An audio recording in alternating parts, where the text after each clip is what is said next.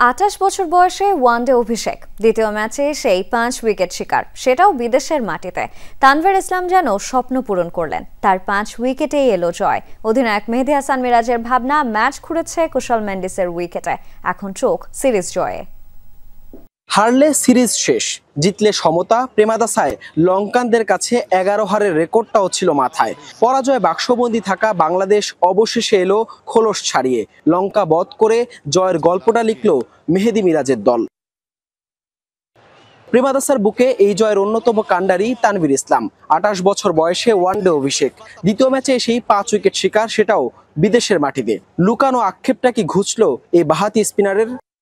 আমি কখনো এসবিবি খেলি না, আমি ঢাকা লিগ থেকেই খেলা শুরু করছিলাম।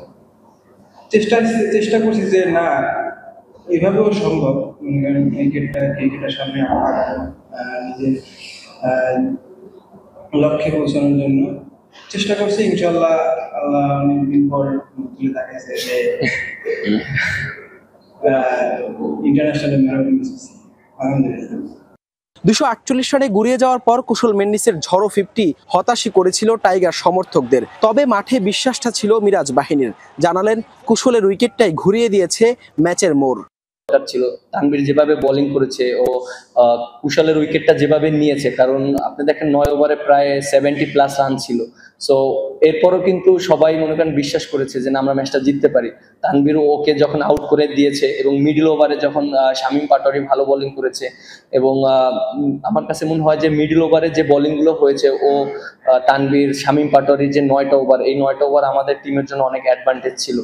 সিরিজে 1-1 সমতা। তৃতীয় ও শেষ ওয়ানডেতেই নির্ধারণ হবে ওয়ানডে ট্রফিটা কার হবে। ঘুরে দাঁড়ানো বাংলাদেশের লক্ষ্য সিরিজ জয় হলেও কিছু জায়গায় এখনো উন্নতির বার্তা দিলেন মিরাজ।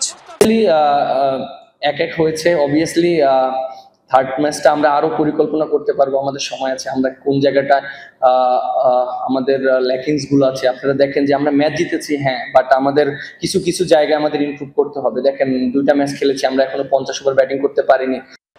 প্রেমাদাসায় প্রায় 25,000-এরও বেশি দর্শকের সামনে জয়োল্লাসে মাতল বাংলাদেশ। 7 ওয়ানডে পর পাওয়া এই জয় থেকে নিশ্চয়ই নতুন এক শুরু চাইবে টিম টাইগার্স। অবশেষে অধরা জয় ধরা দিল বাংলাদেশের হাতে। প্রেমাদাসায় 11 ওয়ানডে পর 12তম ম্যাচে এসে শ্রীলঙ্কার বিপক্ষে জিতল টিম টাইগার্স। মেহেদী হাসান মিরাজের হাত ধরে প্রথমবার ওয়ানডে ফরম্যাটে জয়ের দেখা পেল বাংলাদেশ। এবার চোখটা সিরিজে। শ্রীলঙ্কার বিপক্ষে এই লঙ্কায় কি সিরিজটা জিততে পারবে বাংলাদেশ? সেই জবাবটা মিলবে পাল্লে কেলেতে। হাসান আল মারুফ, যমুনা স্পোর্টস আর প্রেমাদাসা আন্তর্জাতিক স্টেডিয়াম, কলম্বো, শ্রীলঙ্কা।